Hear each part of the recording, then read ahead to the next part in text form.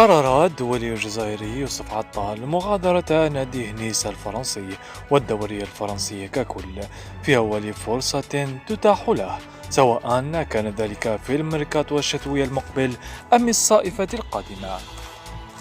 وذلك بعد نهاية الموسم الجاري على أقصى تقدير، وهذا بعد التجربة المريرة التي يعيشها حاليا بسبب تضامنه مع القضية الفلسطينية وتنديده بقتل الأطفال في غزة من طرف الصهاينة. وفقد الدولي الجزائري الثقة في ناديه نيس، وأصبح يشعر بنوع من الخيانة تجاهه بعدما تخلى عنه ولم يسانده في محنته، وهذا بعد كل ما قدمه للفريق خلال السنوات التي تقمص فيها ألوانه، علما أنه يعتبر من نجوم الفريق وأحد أبرز اللاعبين فيه. هذا ويتواجد عطال حاليا داخل سجن كبير، اعتبارا أنه بعيد عن المنافسة وممنوع من اللعب لمدة 6 مباريات، وذلك بقرار من الرابطة الفرنسية، وموضوع تحت الرقابة القضائية،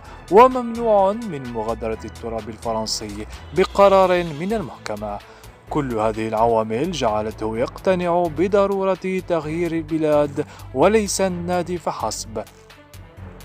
وبحسب ما كشفه موقع الجيري فوتبول، فإن مدافع الخضر لا يريد البقاء ولو للحظة في فرنسا بعد الذي يحدث له، لكن الأولوية بالنسبة له هي المحاكمة التي تنتظره في 18 من ديسمبر المقبل وتسوية قضيته مع العدالة، ثم بعدها يحمل حقائبه ويغادر فرنسا نحو أي وجهة أخرى.